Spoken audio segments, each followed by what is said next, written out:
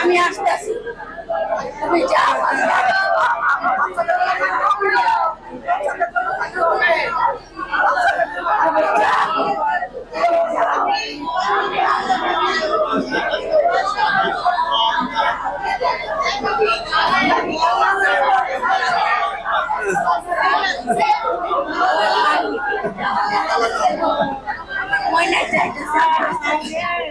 আমার মোবাইলের জায়গা আমার পরিবার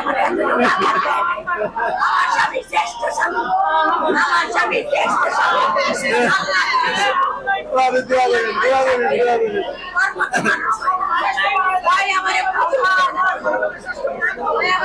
আমি সাক্ষ্য দিচ্ছি আমার পুতুল বানায় রাখছি আমি তোমার কাছে সাক্ষ্য দিচ্ছি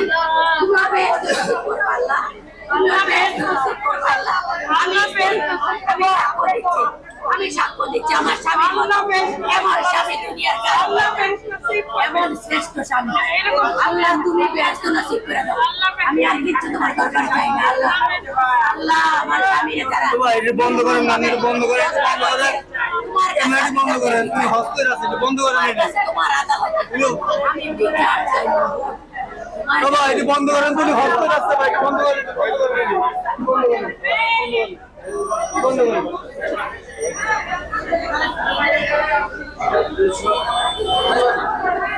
পানি দেন পানি দেন পানি দেন পানি দেন পানি আছে পানি দেন তো পানি দেন পানি দেন এই না না এই সবাই চাপাও দিতে পানি এই সবাই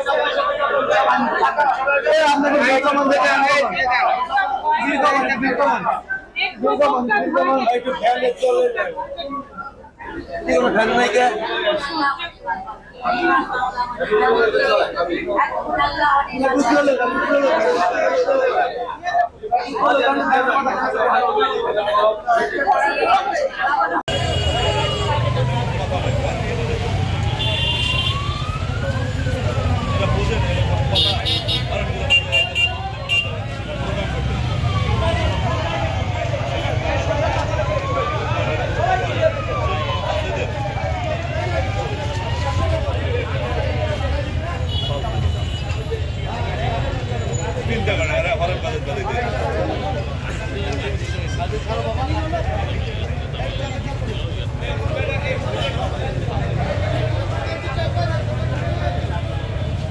সবাই ঢুকে যান ভাই সবাই ভিতরে ঢুকে যান রাস্তায় ভাই গাড়িগুলো যাইতে দেন একটু সাইড হন ভাই হ্যাঁ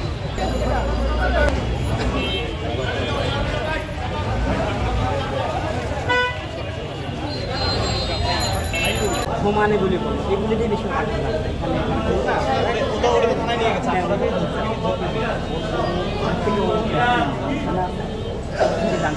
ওরা এর আগে তো আপনারা দেখেছেন এলাকার বাইরের লোক ও আর দুজনের নাম বলছে ওদের নাম জানি না পাওয়া আবার থাকে ওর কাছে সব মানে তথ্য কেন মানুষ এটা কোনো ধরনের তথ্যই দেয় এখন আমরা জানতে পারি না ভাইয়া এটা আমি কি বললাম যে লাইভে যে এটা তো সে উপর লেভেল উঠতে চাচ্ছে সে ভালো মানুষ সে একটা পদে আসছে সেই জন্য জোরদের লক্ষ্যগুলো থাকতে পারে মনে করি সবাই আমার আসছে আমাকে মারবে আমাকে আমি সেটা অনেক ভালো একটা ছেলে ছিল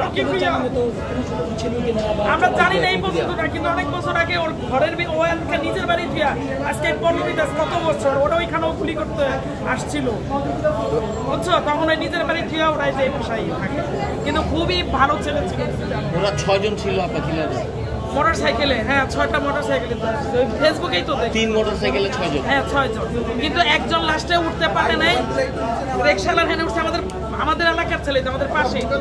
তখন ওই রিক্সাওয়ালারা বলছে চলে চালা, রিক্সাওয়ালা বলছে আমার চার্জ নাই, তখন ওরা পায়ে গুলি করছে।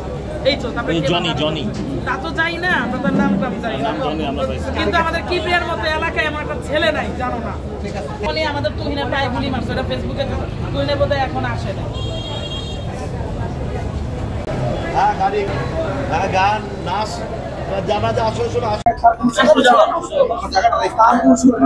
সে কারোর লাগে কখনোই খারাপ ব্যবহার করে নাই, মাথা গরম করে কথা বলে না। আমরাও যদি কখনো কোনো গোষ্ঠীবাদীর মতো আমাদেরকে বুঝাতে পারি করিস না, কারণ আমরা রাজনীতির একটা কেরিয়ার আছে, ওই কেরিয়ার মতো চলতে হবে আমাদেরকে এইভাবে সে বুঝে। কিন্তু আমি আমার বাইরে আমার গুলি করতে আমি কিছু করতে পারিনি।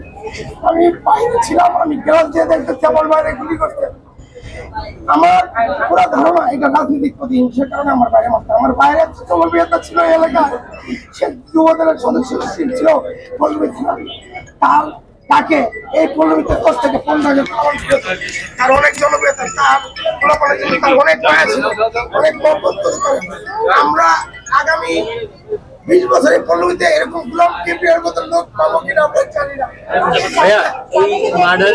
আমি দেখলে চিনবো তাদেরকে, সবাই তারা হেলমেট করেছিল, তাদের মধ্যে আমার 1 থেকে 1.5 মিনিট তর্ক হয়েছে। আমি সামনে গিয়ে দাঁড়িয়েছি, আমার বলে কি সমস্যা, আমি বলছি কিসের সমস্যা, ওরা আমার হয়তো পাবলিক মনে করছে, ডাউট করছে।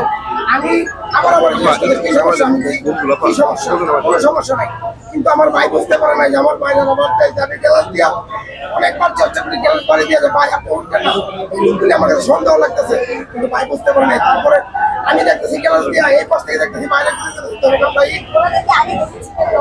ওই ছেলেদেরকে না আগে কখনো দেখি নেই, কিন্তু তারা যদি আমার সামনে খারাপ আমি ইনশাআল্লাহ চিনবো। তারা হেলমেট পরা ছিল, আমি তাদেরকে দেখেছি। এই মার্ডারের সাথে আন্ডারওয়ার্ল্ডের কোনো কানেকশন আছে? ভাই আন্ডারওয়ার্ল্ডের কোনো কানেকশন আমরা দেখতেছি না, কারণ তার লোকের কারণে কোনো সুযোগ নেই। কি বলে বলবো মামুনের সম্পৃক্ত আছে ভাই, এই দেশে যত আন্ডারওয়ার্ল্ড আছে তার সাথে তার কোনো কানেকশন নাই। সে যদি কখনো কাউরে বোকাও দিতে, অন্তত আমার কাছে আমার ফ্রেন্ড আছে, হ্যাঁ যুবদল করে যুবদলের আমাদের কাছে শেয়ার করতো। আজকে কিন্তু আপনাকে কথা হয়েছে, সে সব কথা বলে দিত, তার পেটে কখনো কোনো কথা রাখতো না। আমার জন্য কথা তার লোকের